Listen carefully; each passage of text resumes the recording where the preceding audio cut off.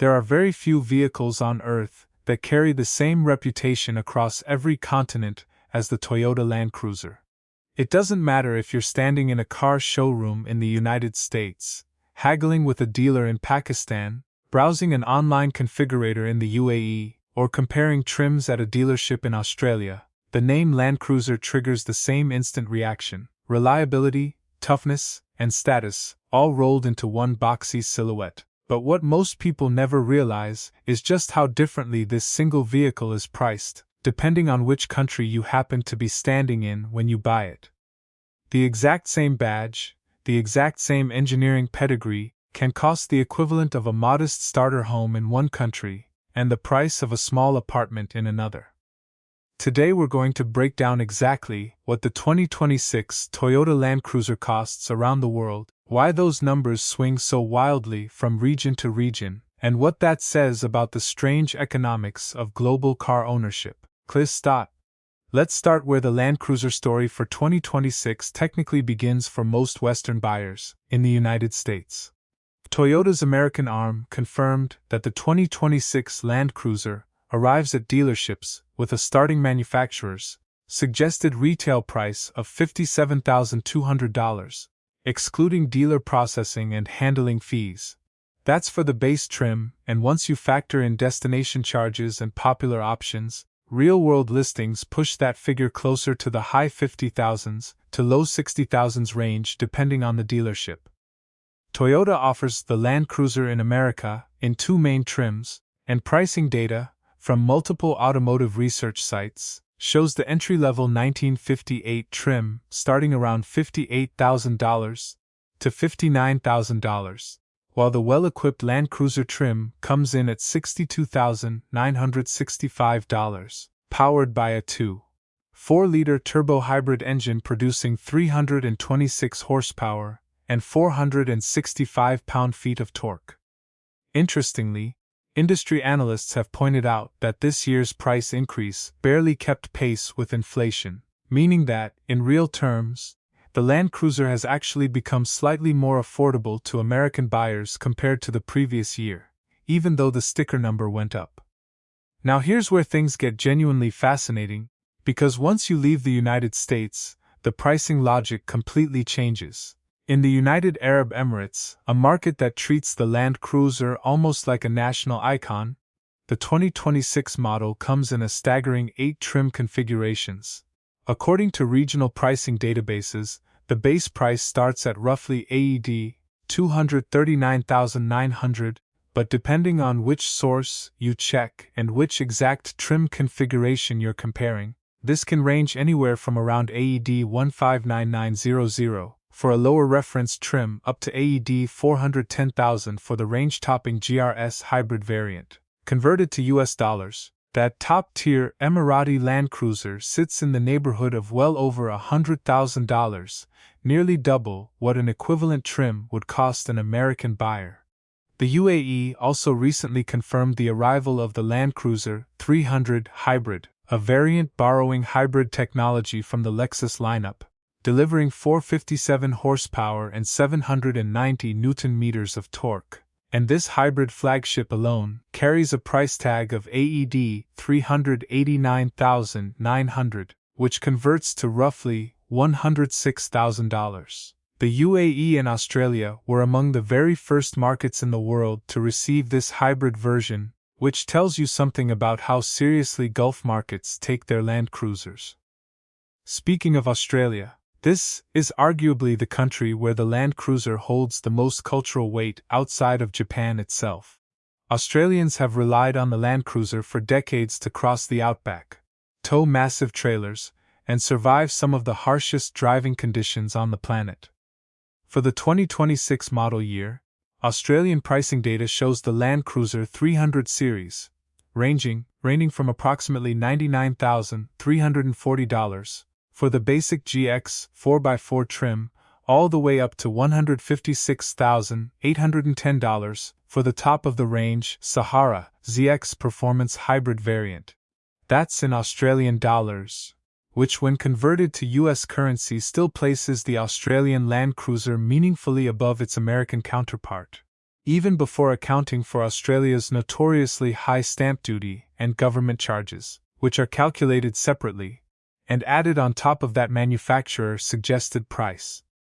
Australian Land Cruisers also come in a much wider variety of configurations than the American lineup, including cab chassis versions built specifically for tradespeople and remote workers, alongside the more road-focused Sahara and VX trims favored by suburban families.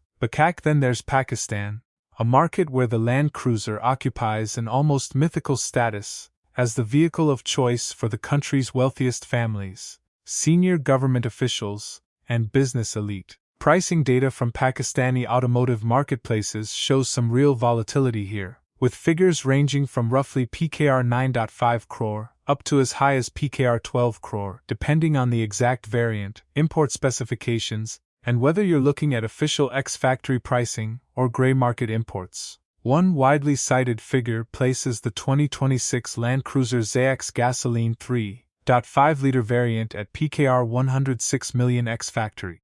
When you convert that into US dollars, you're looking at somewhere in the range of $340,000 to $380,000. Depending on the exchange rate at the time, an almost unbelievable markup compared to the American base price for what is, on paper, a broadly comparable vehicle. This enormous gap comes down to Pakistan's steep import duties, luxury taxes, and the logistics of bringing large displacement SUVs into a market where local assembly doesn't cover this particular model, which pushes the final consumer price to levels that would make an American buyer's jaw drop. Not Fine India tells an equally dramatic story, though through a slightly different lens. The Land Cruiser sold in India is technically a different variant structure than the American version, offered exclusively with a 3.3-liter V6 twin-turbo diesel engine, producing 304 horsepower and 700 Newton-meters of torque, paired with a 10-speed automatic transmission. As of a price revision in May 2026, Toyota's Indian arm confirmed the ZX variant priced at roughly 2.18 crore rupees ex-showroom, while the range-topping GRS variant sits at approximately 225 crore rupees.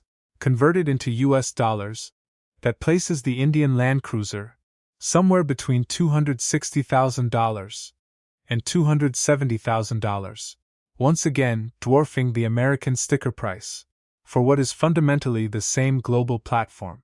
India's luxury import taxes, combined with its goods and services tax structure for large displacement vehicles, are almost entirely responsible for this dramatic markup, since the raw manufacturing cost of the vehicle itself doesn't change nearly as much as the final consumer price suggests. Das Kambod across the Atlantic, the United Kingdom tells yet another version of this same story.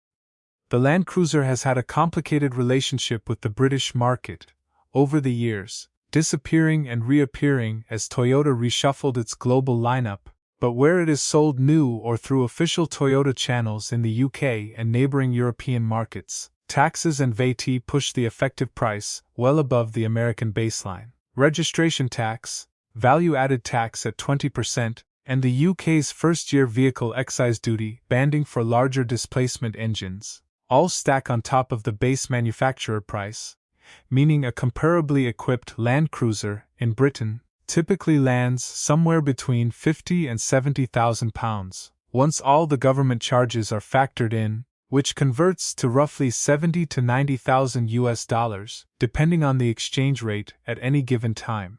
That's not nearly as dramatic a markup as what buyers face in Pakistan or India, but it's still a meaningful premium over the American sticker price, driven almost entirely by Britain's layered vehicle taxation system, rather than any difference in the car itself. Canada offers a slightly gentler version of the North American story.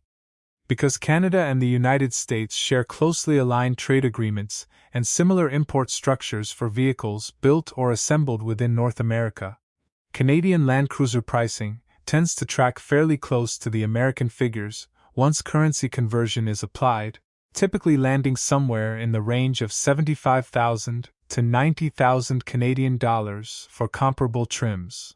Convert that back into US dollars, and the gap narrows considerably compared to markets like Australia or the Gulf states. reinforcing just how much of the global price spread comes down to trade policy and import taxation, rather than any meaningful difference in manufacturing cost between one country and the next. So why does the exact same vehicle swing from around $57,000 in Nilstan, America to well over $250,000 in Manak, India, or Manayak, Pakistan? The answer comes down to a combination of import duties, luxury taxes, currency conversion quirks, and each government's individual approach to taxing large vehicles as a proxy for taxing wealth itself.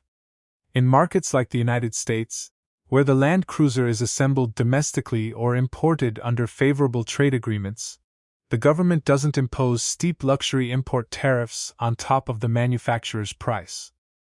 But in markets like India and Pakistan, governments have historically used steep import duties on large displacement SUVs as a deliberate policy tool, both to protect domestic manufacturing and to generate significant tax revenue from the country's wealthiest car buyers.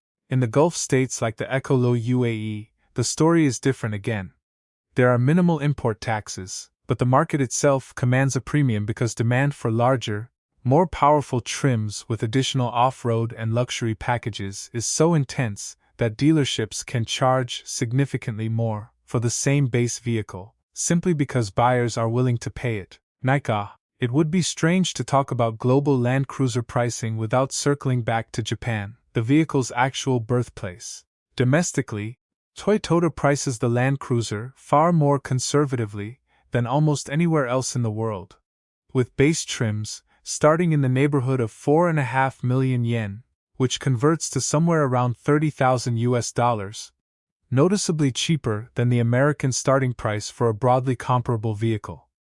This reflects Japan's home market advantage, since the Land Cruiser is engineered, tooled, and largely assembled domestically, cutting out the shipping costs, import duties, and currency conversion markups that inflate the price everywhere else it's sold. For Japanese buyers, the Land Cruiser isn't an aspirational luxury purchase the way it is in Pakistan or India. It's simply a well-respected, reasonably priced family SUV, which says a great deal about how much of the global price gap has nothing to do with the vehicle itself and everything to do with where it happens to cross a border. There's also the matter of specification differences that often get lost in these country-by-country price comparisons. The Gilly-Sot American Land Cruiser for 2026 is a completely different animal from the Land Cruiser sold in the Middle East, Australia, or South Asia. The US version uses a smaller, hybrid-focused four-cylinder engine, prioritizing efficiency and emissions compliance, while markets like the iBuy UAE and iBuy Australia often get larger V6 engines, higher towing capacities, and additional off-road hardware as standard equipment. This means the price comparison isn't always a perfectly apples-to-apples exercise.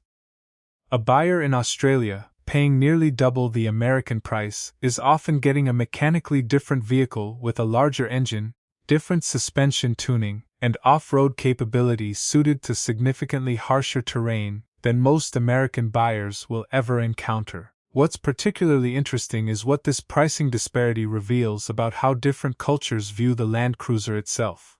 In Kalistaats, America, it's marketed primarily as a rugged but comfortable lifestyle SUV, competing against vehicles like the Land Rover Defender and Lexus GX. In Nase Dad Bafa, Australia, it's viewed as essential working equipment for anyone who lives outside a major city, a genuine tool rather than a status symbol, despite the eye-watering price tag. In the Mox UI UAE, it edges closer to a luxury status vehicle, often customized with premium interior packages that push individual units well beyond the base sticker price. And in Navankak, Pakistan and Navanfasan Nalasan, India, where the final consumer price reaches levels that could buy multiple homes in less expensive parts of those countries, the Land Cruiser transforms into an outright symbol of extreme wealth, reserved almost exclusively for the country's most affluent families, senior bureaucrats, and business tycoons. As we wrap up this global tour of Land Cruiser pricing, it's worth stepping back and appreciating just how much a single vehicle nameplate can reveal about global economics. The same engineering, the same reputation for indestructibility, the same 70-plus year legacy, stretching back to 1958, And yet the price tag can differ by a factor of 5 or 6 depending purely on which government stamps your import paperwork and which currency sits in your wallet. For buyers in the CODAS United States, the Land Cruiser remains a genuinely attainable luxury SUV, competitively priced against its rivals. For buyers in Bebak Pakistan or Mat India, owning one is nothing short of a major financial milestone, a purchase that instantly marks the buyer as part of a very small, very wealthy segment of society. And for buyers in the Hydago Gulf and Hygo Gulf in Australia, it sits somewhere in between, priced steeply but still very much within reach for the upper middle and wealthy classes in those regions. Wherever you are in the world, though, one thing remains constant: the Land Cruiser's reputation for going anywhere and lasting forever hasn't changed a bit, no matter how many zeros get added to the price tag along the way.